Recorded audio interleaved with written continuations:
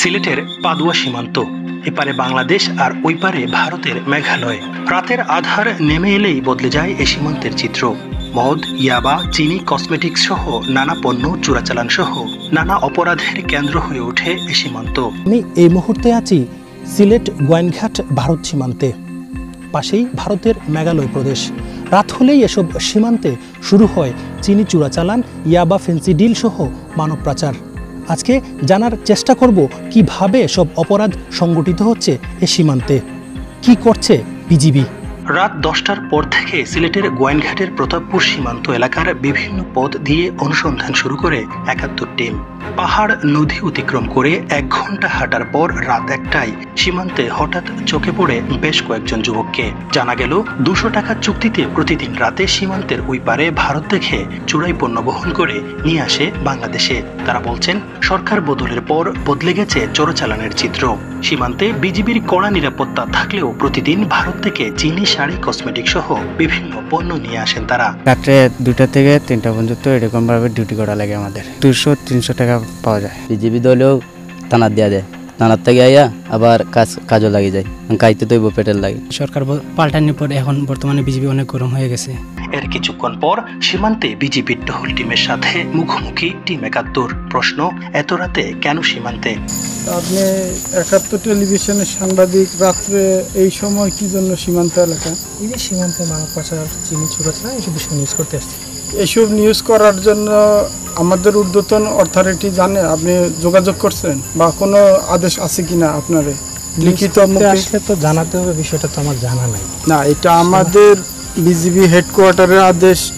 আপনার কোনো যদি কার্যক্রম থাকে আমাদের ব্যাটালিয়ন সদর সিলেট 48 বিজিবি অবগত করবেন। ওনারা আমাদেরকে এখানে ইনফরমেশন করবে যে অমুক নামের ব্যক্তি আসবে এই কাজের জন্য, না হলে আপনি আসতে পারেন না। আমি তো ভাইয়া রিয়েল সাংবাদিক, আমার আপনি রিয়েল হন আর যাই হন, কিন্তু একটা নিয়ম আছে, আইন আছে। এটা সীমান্ত, আন্তর্জাতিক সীমানা। এখানে ভারতের বিএসএফ আছে আমাদের প্রতিপক্ষ।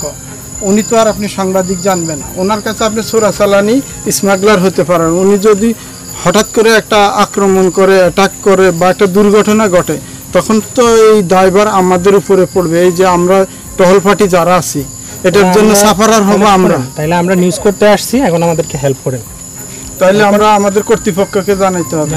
তবে আমাদেরকে ফিরিয়ে দেয়া হয় সীমান্ত থেকে। পরে বিজিবির ঊর্ধ্বতন কর্তৃপক্ষের সাথে কথা বলে রাতে সীমান্তে নিউজ সংগ্রহের অনুমতি মিলে।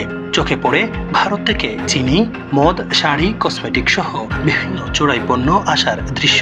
সিলেটের গোয়াইনঘাটের এই পাদুয়া সীমান্তে কিছু চোরা কারবারি কিছুক্ষণ আগে ভারতে প্রবেশ করেছে চিনি নিয়ে আসার জন্য। 2 ঘন্টা থেকে এই সীমান্তে আমরা অপেক্ষা করছি এবং সেখানে বিজিবি জওয়ানরা ওত পেতে বসে আছে যে তারা আসলেই তাদেরকে চিনি সহ আটক করবে।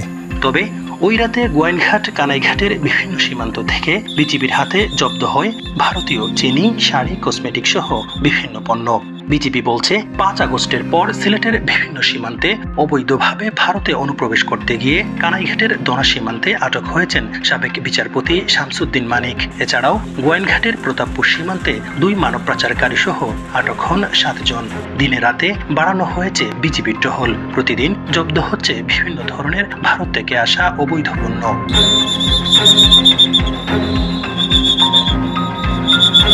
বিজিবি জানায়, এবছর আগস্ট মাস পর্যন্ত বাংলাদেশ থেকে ভারতে প্রবেশের সময় সিলেট সীমান্তে জব্দ হয়েছে 9,98,00,000 টাকার বিভিন্ন পণ্য।